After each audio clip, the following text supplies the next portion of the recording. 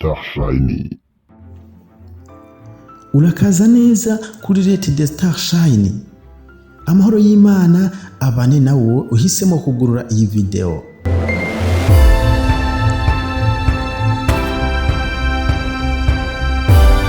Abenshi bagiye badusaba amateka y'umuririmvyikazi Rose Muhando.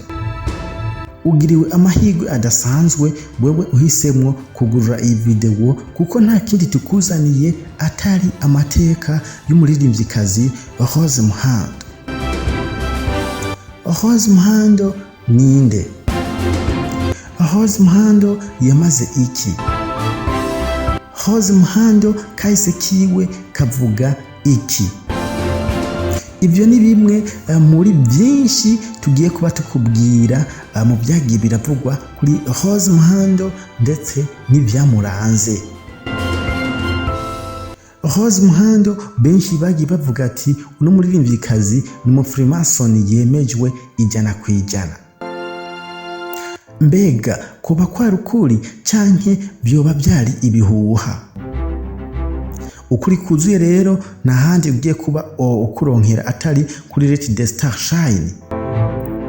Gumana natwe tuze nido by'uno muririmvyikazi Rose Muhando.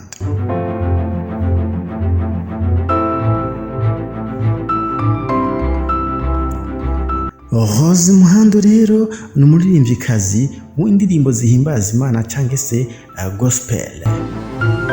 Uno muririmvyikazi akomoka mu gihugu kibanyi cya Tanzania. Yavutse mu mwaka w'1976 and is never Septansis. Rose Muhando yatangiye kuririmba umuziki akiri muto cyane. Ahanini yagiye agaragara mu biteramo bitandukanye ndetse akaba yanakuze aririmba mu mashengero cyangwa se mu makoraniro. Rose Muhando yaje kumenyekana cyane mu myaka y'ibihumbi 2000. Ni Rose Muhando indirimbo ziwe zagiye zumvikanamo ubutumwa bukomeye cyane, aho wasanga harimo amajambo ahamagarira abantu benshi kwihana, ahamagarira abantu benshi kuza kuri Kristo. Indirimbo ziwe ziwasanga zimwe amajambo avuga ibyo kuva kwa Satani abantu bakerekeza ku Mana bagakurikira ugusenga no kwihana. Benshi Rose Muhando yabahamagarira kwizera Imana yo mwijuru. Uno Rose Muhando rero yaje kumenyekana ku ndirimbo nka Nibebe, Yesu nakupenda, Nibadilishe, Utamuacha Yesu n'izindi. Izo ndirimbo rero hamwe n'izindi zaramugize icyamamare kidasanzwe mu bihugu bya Afrika harimo n'u Burundi. Rose Muhando yagiye ajya mu bihugu byo muri Afrika byinshi cyane, aho ubona aho yagera hose ko yakigwa nk'umwamikazi. Rose Muhando yabaye icyitegererezo cy'abantu benshi cyane, aho mbere kugeza kuri uno munsi afatwa nk'icyamamare kidasanzwe mu muziki wa gospel. Ni Rose Muhando rero afise style cyangwa se uburyo aririmbamwo bukunzwe cyane ariko bushobora abaririmbyi bake.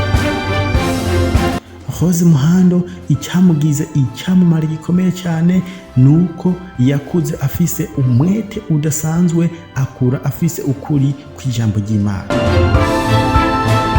Ni Rose Muhando ubona ko ubuzima bwiwe ahanini yakuriye mu gakiza. Rose Muhando yaje kumenyera cyane ibintu byo kuririmba adugiye mu mashengero cyangwa se mu makoraniro.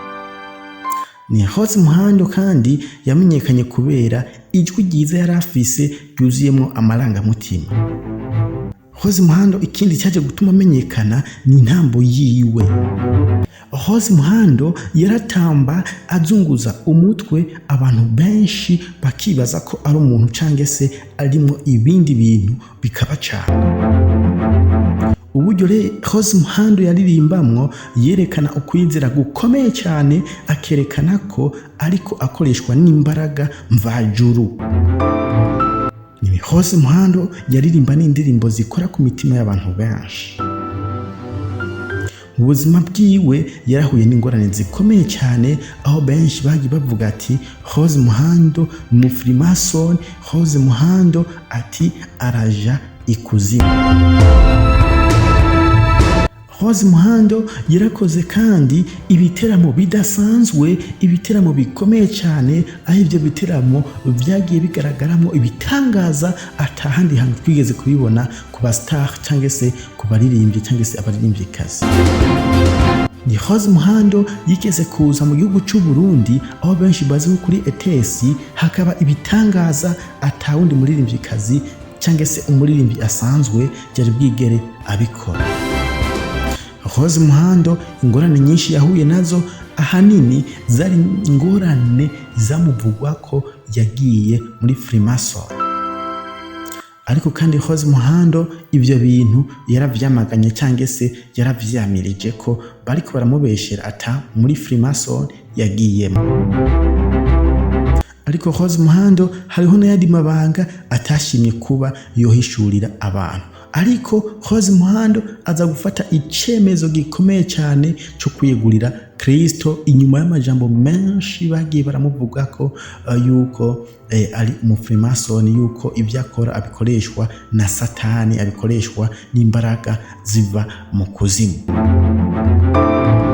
Ariko kandi twagiye gusanga uno muririmbyikazi Rose Muhando ibyamuvugwa ko atari ukuri. Impamvu atari ukuri nuko uno nyine uno muririmbyi Rose Muhando atigeze aza kwemeza abantu ababwire ko ari umufrimason cyangwa se yagiye muri Freemason cyangwa se yagiye ikuzimu. Rero kugeza kuri kano kanya urukurukuru cyangwa se amakenga biracari kuri Rose Muhando, ariko nyuma yo kuza gukizwa akegurira Kristo irigira kandi benshi barashize amanga baravuga ati no muririmbyikazi by'ukuri birashoboka ko yoba yarigeze kuba ajya mu nzira zitarizo, kuko nawe nyine ubwiwe gufata icemezo cyo kugaruka kuri Kristo nuko yabona ko ibyo yararimwo bitari bimeze neza cyane. Ariko ikintu cyo kuvuga ati Rose Muhando yaringiye muri Freemason ati mucegeze kure